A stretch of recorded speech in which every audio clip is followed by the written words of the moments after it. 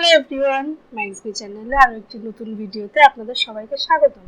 আজকে আমি ফটোশপের আরেকটি নতুন টিউটোরিয়াল নিয়ে চলে এসেছি আপনাদের। আজকে থাকছে পোস্টার ডিজাইনের আরো কিছু নতুন আইডিয়া। আশা করছি আপনাদের সবার ভালো লাগবে। পুরো ভিডিওটিতে আমার সাথেই থাকুন। তাহলে চলুন শুরু করি ভিডিও। আমি এখানে একটি মডেলের ছবি নিয়ে নিয়েছি। আপনাদের যে অবজেক্টটি রয়েছে অবজেক্টের ছবিটি নিয়ে নেবেন এবং এই অবজেক্টের যে ব্যাকগ্রাউন্ড রয়েছে ব্যাকগ্রাউন্ড রিমুভ করে দিব। তার জন্য আমি এখান থেকে পেন টুলটি নিয়ে নিচ্ছি। আপনারা ব্যাকগ্রাউন্ড রিমুভের যে কোনো টুল নিয়ে এই কাজটি করতে পারেন। ব্যাকগ্রাউন্ড রিমুভের কিছু ভিডিও আমার চ্যানেলে দেওয়া আছে, চাইলে আপনারা সেখান থেকে চেক আউট করে নিতে পারেন। আমি এগুলো ডিসক্রিপশন বক্সে এবং উপরের আই বাটন পিন করে দিয়ে দিব।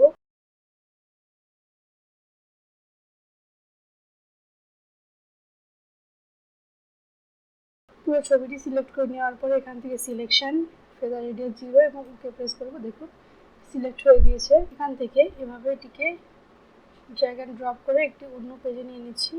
এই পেজটি আমি পোস্টারের জন্য ক্রিয়েট করে নিয়েছি।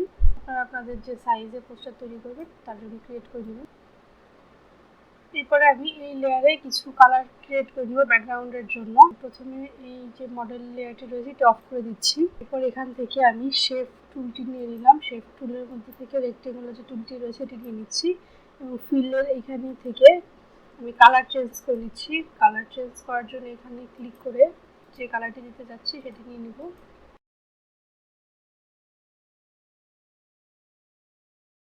এবার আমি একটি রেক্টেঙ্গুলার বক্স তৈরি করে দিচ্ছি।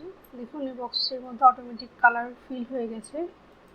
অল্ট বাটন প্রেস করে ধরে রেখে আমি এটি একটি কপি করে নিচ্ছি এবং অল্ট বাটন প্রেস করে ধরে রেখে আমি এটি আরেকটি কপি করে মাঝের যে বক্সটি রয়েছে আমি এবার এটি কালার চেঞ্জ করে দিব। তার জন্য শেপ অপশনটাও ক্লিক করব। এখান থেকে একটি কালার নিয়ে নিচ্ছি। আমি ইয়েলো কালারটি নিয়ে নিলাম এবং ওকে প্রেস করে দিচ্ছি। দেখুন মাঝের কালারটি চেঞ্জ হয়ে গিয়ে এরপর আমি যে মডেলটি নিয়েছিলাম এটি ওপেন করে দিচ্ছি।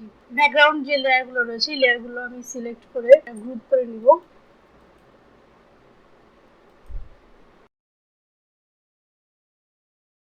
এবার লেয়ার 1 এ ক্লিক করব।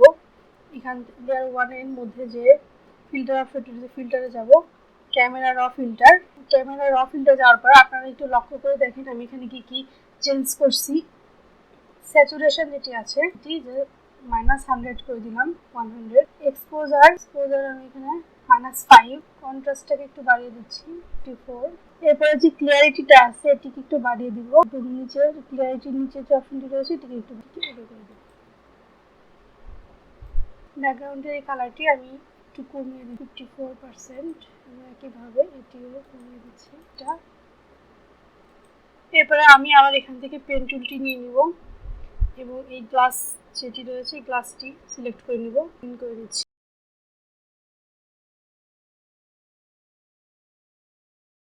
এবার আমি এখানে একটি লেয়ার ক্রিয়েট করে নিই। এই গ্লাসটা এবার আমি সিলেক্ট করে নিব।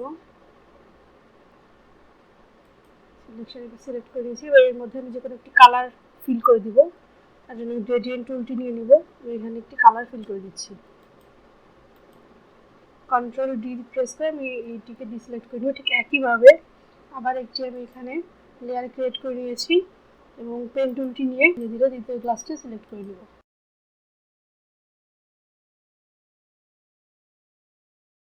এবার এটিকেও আমি উপর থেকে সিলেকশন রেডিয়াস 0 রাখবো এবং ওকে প্রেস করে সিলেক্ট করে নিব এবং গ্রেডিয়েন্ট টুল দিয়ে এটিকে একটি কালার ফিল করে কন্ট্রোল ডি প্রেস করে সিলেকশন করে নেব। এবার এই দুটো লেয়ারকে স্মার্ট অবজেক্টে নিয়ে যেতে হবে, কনভার্ট টু স্মার্ট অবজেক্ট, এবং লেয়ার 2 এটি আলাদাভাবে কনভার্ট টু স্মার্ট অবজেক্ট করে দিতে হবে। এরপরে গ্রেডিয়েন্ট ওভারলে তৈরি করে নিতে হবে। তার জন্য FX এখানে ক্লিক করব এবং গ্রেডিয়েন্ট ওভারলে এখানে চলে আসবে। এরপর আমরা এখান থেকে গ্রেডিয়েন্ট সিলেক্ট করে নিব। গ্রেডিয়েন্ট সিলেক্ট করার জন্য প্রথমে আমরা এখানে একটি কালার চুজ করে নিচ্ছি।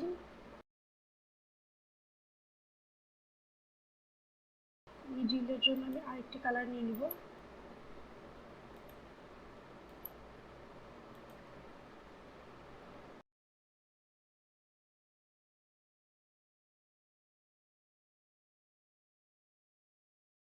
ওকে প্রেস করে দিচ্ছি। দেখুন গ্রেডিয়েন্টটি কিভাবে তৈরি হয়ে গেছে।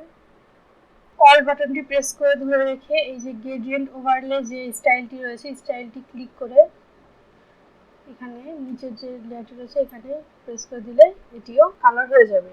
এবার গ্রেডিয়েন্টে এখানে ডাবল ক্লিক করে আমরা এখান থেকে কালারগুলো চেঞ্জ করে নিতে পারবো।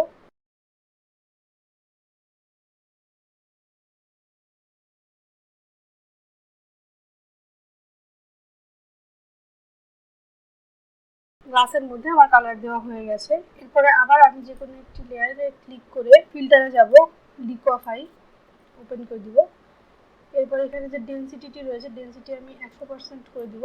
ব্রাশটি ছোট করে দিচ্ছি এবং আপনারা এইভাবে প্রসেসটি করতে থাকবেন।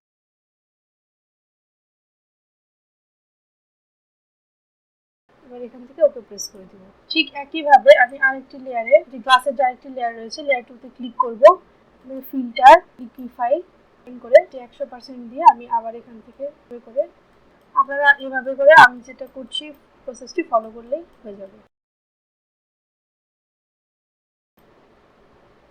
এবার ওকে প্রেস করে দেব।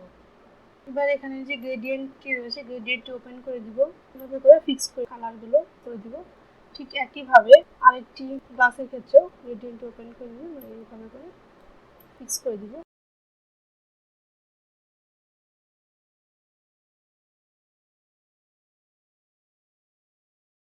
এবার আমি শেপ টুলের এখানে গিয়ে একটি সার্কেল ক্রিয়েট করে নিব। সার্কেলটির কালারটা আমি চেঞ্জ করে নিচ্ছি।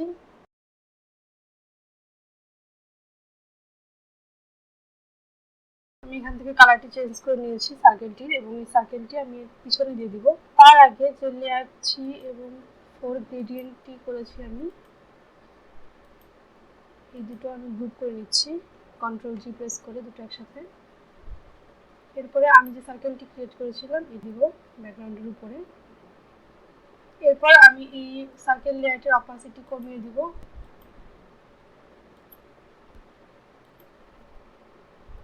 এরপরে আরেক নতুন লেয়ার নিয়ে নিব।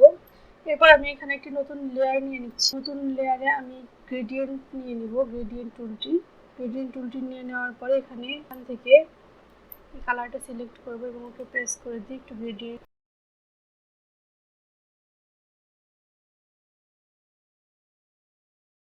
হালকা একটু গ্রেডিয়েন্ট। এরপরে যদি পোস্টারে কিছু লেখা থাকে সেগুলো লিখে নেবেন। লেখার জন্য আমি এখানে টাইপ যে টুলবারটি রয়েছে সেই টুলবারটি নিয়ে নিলাম। দেখাচ্ছি, লেখার জন্য অবশ্যই এখান থেকে কালার সিলেক্ট করে নিব।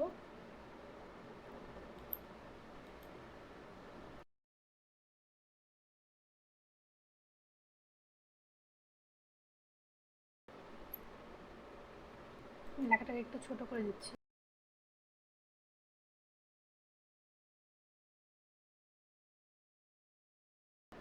নেটটিকে কপি করে নিলাম। এভাবে আপনারা বিভিন্ন জায়গায় লেখা অ্যাড করে দিতে পারেন। আশা করি আমার আজকের ভিডিওটি আপনাদের কাছে ভালো লেগেছে। যদি আপনাদের কাছে ভিডিওটি ভালো লেগে থাকে তাহলে অবশ্যই আমার চ্যানেলটিকে সাবস্ক্রাইব করে পাশে থাকবেন, এবং আমার ভিডিওটি সম্পর্কে আপনার মূল্যবান মতামত কমেন্ট সেকশনে জানাতে একদম ভুলবেন না। Thanks for watching. দেখা হবে নতুন কোনো ভিডিও।